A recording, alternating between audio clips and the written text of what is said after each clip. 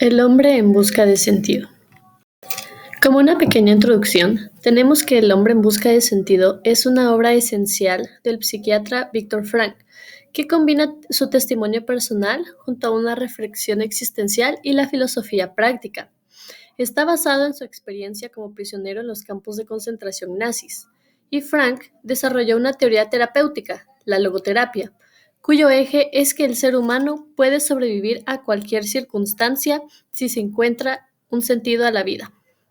Pero esta obra, además de psicológica, es profundamente antropológica.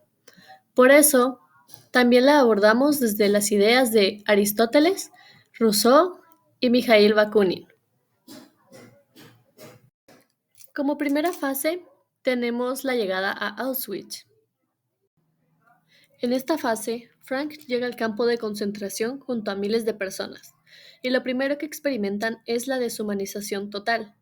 Aquí se encontró frente a una selección mortal, donde después de dividirlos entre mujeres y hombres, un movimiento de dedo señalaba quienes, por suerte o por desgracia, iban a ser explotados en los campos de concentración debido a su apariencia física y la fuerza que aparentaban. Sin embargo, por otro lado, los que no corrían con esa elección eran enviados directamente a las cámaras de gas, por su aparente debilidad o enfermedad. Los que eran seleccionados eran despojados de sus ropas, pertenencias, nombres e incluso de su propia historia, y solo quedaban como números. En este caso, comparando filosóficamente, Aristóteles definía al ser humano como un animal racional, que florece en comunidad, el son politikon. En el campo de concentración, todo a su alrededor era tan cruel y deshumanizante que ya no era posible vivir de forma razonable, con valores o en comunidad. Frank muestra que, cuando la sociedad se vuelve tan violenta e injusta, deja de ayudar a las personas a crecer y vivir bien, y se convierte en un sistema que solo las aplasta y las hace sufrir. Sin embargo, Rousseau sostenía que el ser humano es naturalmente bueno, pero que la sociedad termina por corromper esa bondad cuando está organizada de manera injusta.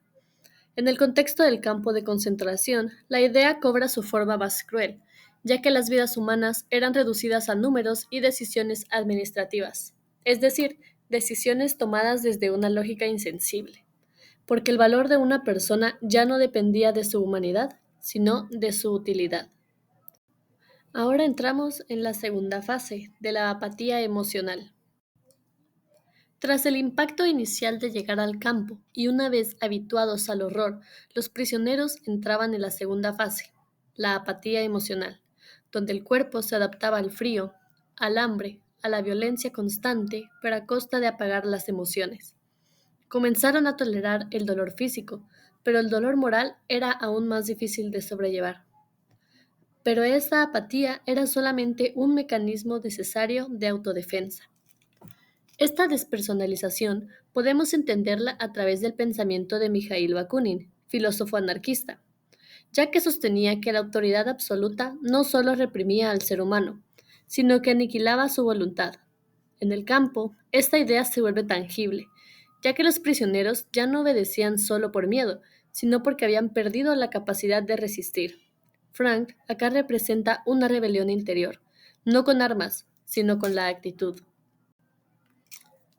En la tercera etapa nos encontramos a la elección interior.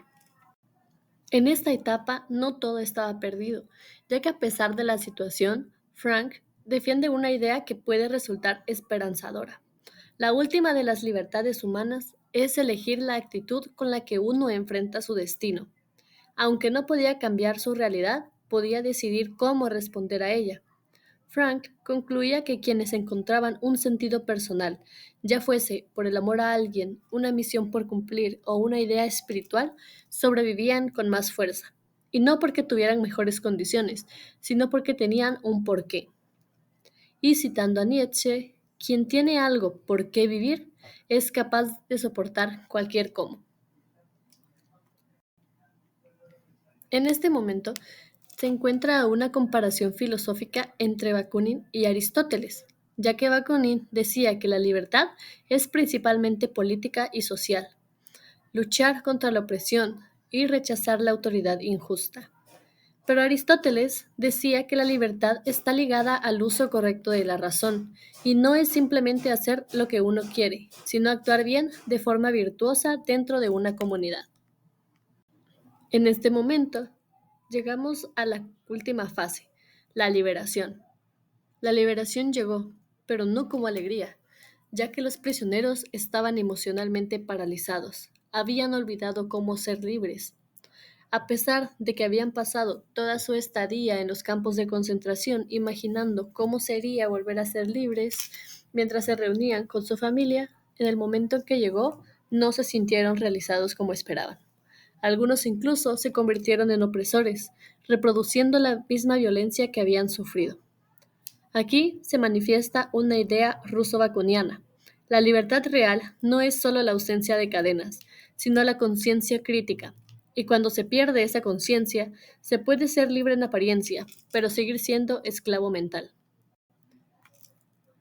Para Aristóteles, la libertad solo se realiza plenamente cuando el ser humano actúa desde la virtud y el razonamiento moral. Por eso, los liberados no son verdaderamente libres hasta que recuperen su identidad moral.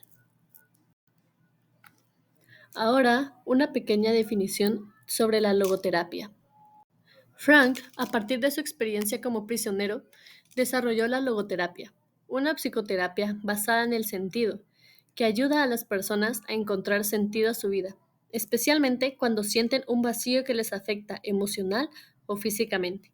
Según Frank, las personas siempre podemos dar un sentido a nuestras vidas, independientemente de las circunstancias en las que nos encontremos, es decir, ser resilientes. En conclusión, el hombre en busca de sentido nos recuerda que la dignidad humana no se extingue, ni siquiera en las condiciones más crueles. Siempre va a permanecer una libertad inviolable, la de elegir cómo respondemos y encontramos sentido incluso en el sufrimiento. Víctor Frank no solo sobrevivió a los campos, nos enseñó que el ser humano es más grande que su dolor y que cuando vivimos con propósito, ninguna oscuridad puede apagar nuestra luz.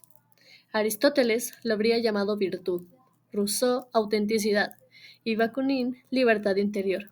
Queda en cada uno de nosotros ponerle nuestra propia definición a esta dignidad.